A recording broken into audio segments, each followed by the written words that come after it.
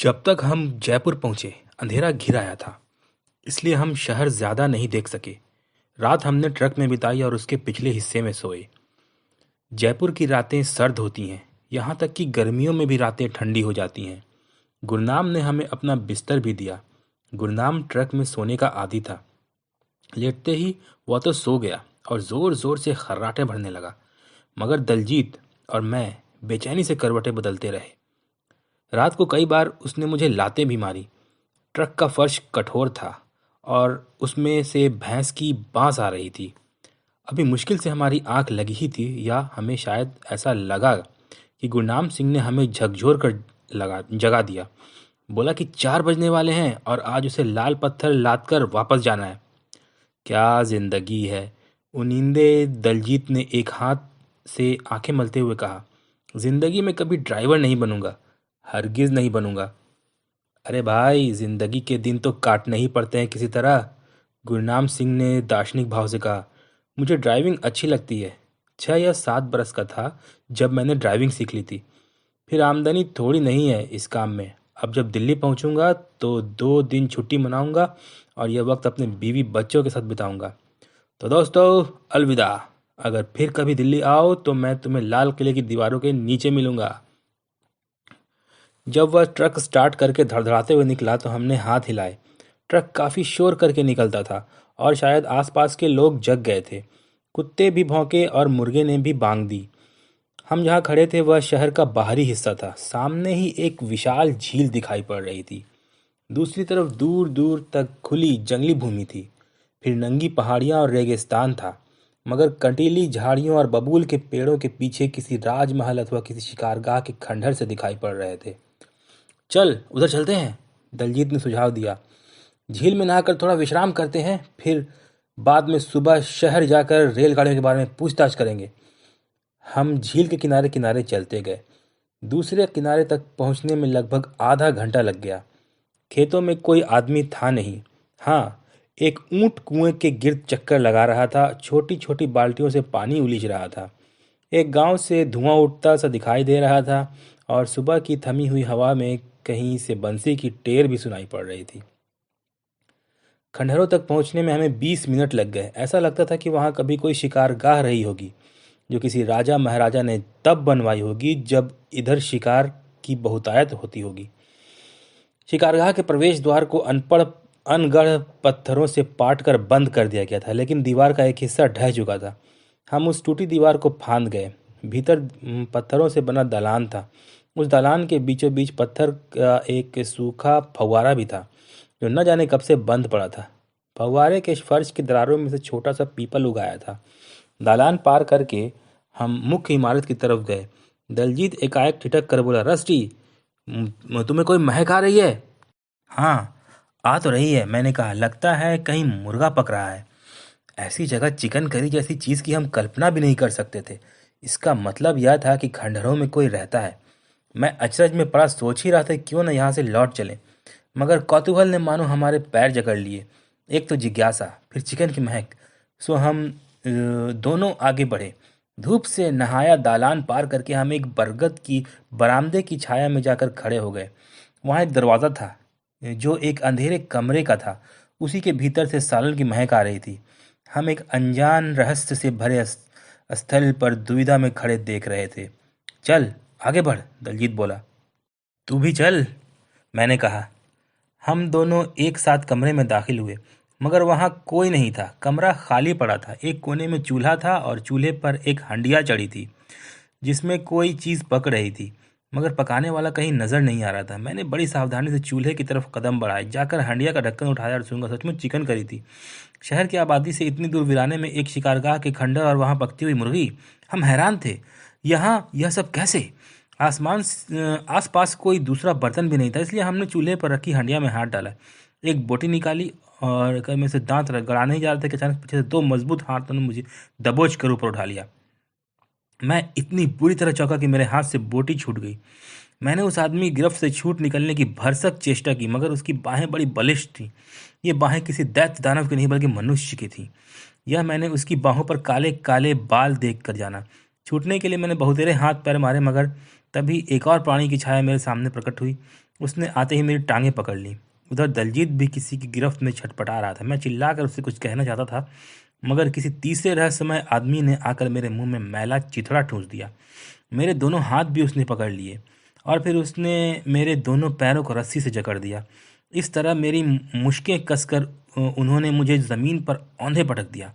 मैंने देखा कमरे में दूसरे कोने में पड़े दलजीत की भी यही दुर्दशा थी। हम एकदम लाचार थे। कमरे में कम से कम 4-5 आदमी थे। छोटा सा छोकरा है, एक आदमी ने मुझ पर झुककर मेरे चेहरे का निरीक्षण करते हुए अपनी बोली में यह बात कही। अचरज की बात है कि मैं उसकी बोली समझ गया। अंधेरे में मैं उसका चेहरा मोहरा तो पहचान नहीं सका, मगर यह जरूर समझ गया था कि वह दाढ़ी वाला है, क्योंकि मेरी गर्दन पर उसके बाल चुभ रहे थे। उसकी सांसों में से लहसुन की बू भी आ रही थी। छोकरा हो या छोकरी या आदमी, कोई कह रहा था, जो भी हमारे भोजन पर हाथ डालेगा उसकी धुनाई होनी ही चाहिए। इस छोकरे का रंग तो काफी गोरा है, दड़ियल आदमी कह रहा था। कोई विदेशी है क्या? नहीं, आधा देसी आधा विदेशी। इन्हें दालान में ले चलते हैं, वहां ठीक से निगाह डाल सकेंगे। नहीं नहीं, वहां नहीं। अगर गांव वाले ने हमें वहां देख लिया तो जल्दी ही बात फैलेगी। हमें इस जगह का इस्तेमाल आगे भी करना है। तो फिर लालटेन जला। जो आदमी मिट्टी के तेल वाली लालटेन जला रहा था वह कमरे में सबसे ऊंची डील डॉल का आदमी था। लालटेन की बत्ती का प्रकाश फैला तो उसकी विशाल परछाई दीवार पर पड़ने लगी। यह आदमी दानव सा लगता था। 6 फुट से भी कई इंच ऊंचा कद था उसका। सीना नंगा था। सिर के बाल बहुत छोटे छोटे थे। उसकी मांसपेशियां लोहे के डलों की तरह उभरी हुई थी। दाढ़ी वाले के पीछे खड़ा आदमी शायद आदेश दे रहा था। मैंने अभी तक उसे देखा नहीं था। इसे पलट कर सीधा लिटा। देखें है कौन? वह बोला। उस आदमी ने मुझे जमीन पर लुढ़का कर सीधा लिटाया और मैं पड़ा पड़ा काली छत की तरफ असहाय सा देखने लगा। 3 चेहरे मुझे घूर रहे थे।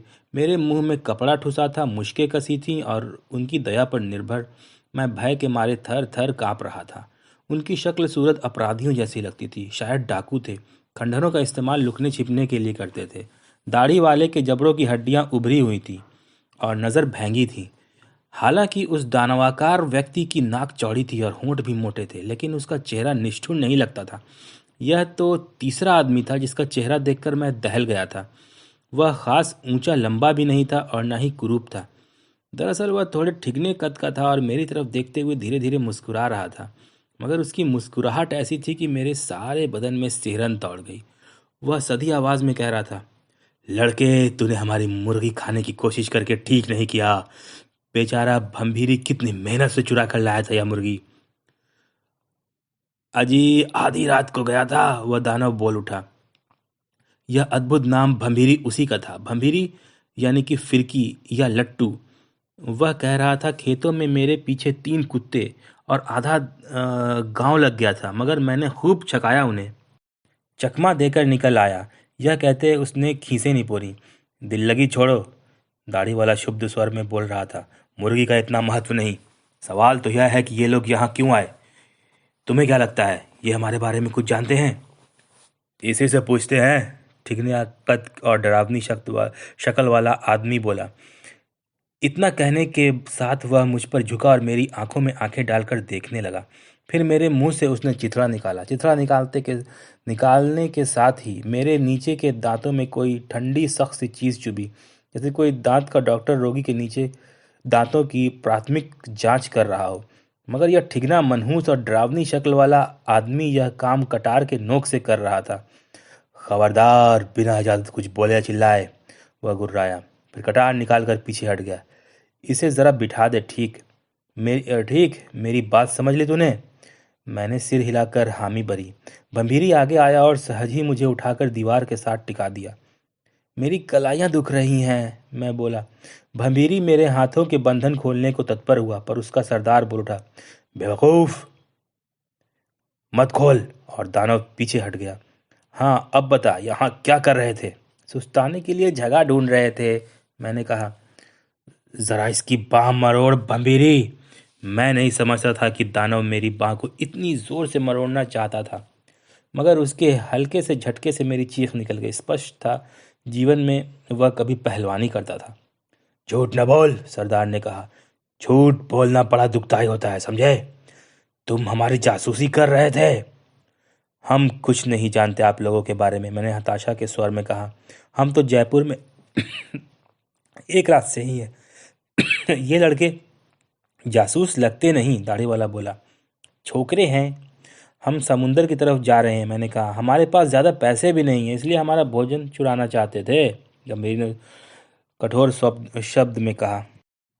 लगता था उसे उतनी चिंता हमारे पुलिस के जासूस होने की नहीं जितनी कि अपना भोजन गंवाने की थी। ठिगना आदमी कह रहा था, देखते हैं इनके पास कोई पैसा झोला है कि नहीं।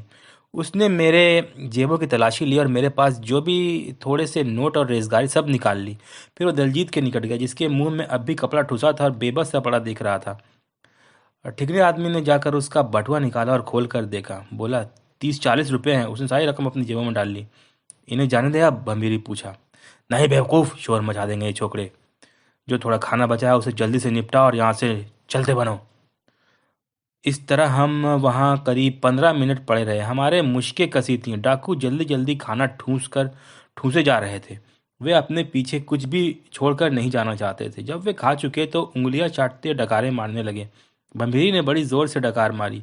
डकार उसके पेट की गहराइयों से उठी थी और ऊपर आते आते गुरु गंभीर आवाज में सारे कमरे में इस तरह गूंज गई थी जैसे कि कोई घंटा बज उठा हो। ठिकने डाकू ने भद्दे तरीके से धीरे से डकार ली। इन्हें यहीं पड़ा रहने दो। वह मेरी तरफ मक्कार दृष्टि से देखते हुए धीरे से मुस्कुराए। जितना चाहें सुस्ता लें यहाँ। 2-1 दिन तक तो किसी को खबर भी नहीं लगेगी। गोरे छोकरे का मुंह फिर से बंद कर दे, भंभीरी।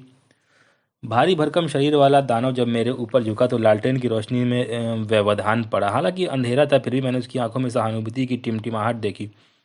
उसने गंदा चिथड़ा फिर से मेरे मुंह में ठूंस दिया और ऊपर कपड़ा भी कस कर बांध दिया। और फिर अंधेरे की आड़ में चुपके से वह अपना हाथ मेरी पीठ के पीछे ले गया और जल्दी से मेरी रस्सी की गांठ ढीली कर दी।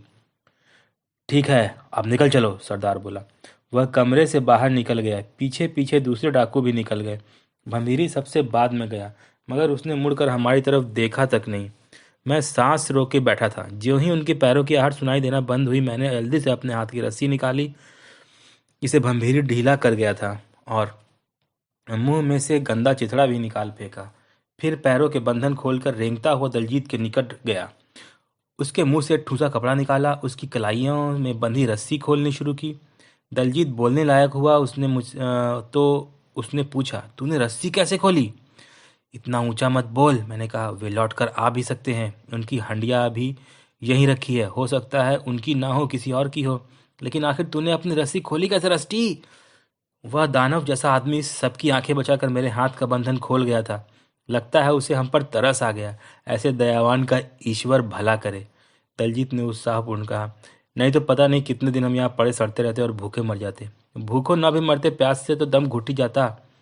ज्यों ही दलजीत के शरीर के सारे बंधन खुले वह उठकर बैठ गया और टांगे बाहें सीधी करने लगा। फिर वह घुटनों को ठुड्डी तक ले गया और चिंतित मुद्रा में मेरी तरफ देखने लगा। अब क्या होगा रस्टी?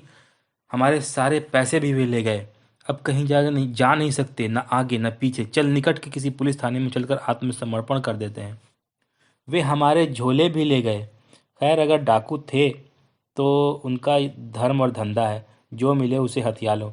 मैं तो कहता हूँ कि हमें अपने आप को भाग्यशाली समझना चाहिए कि वे हमारी हत्या भी तो कर सकते थे। हम उनके पहले शिकार ना होते। मतलब कि इससे पहले भी हत्याएं करते रहे होंगे।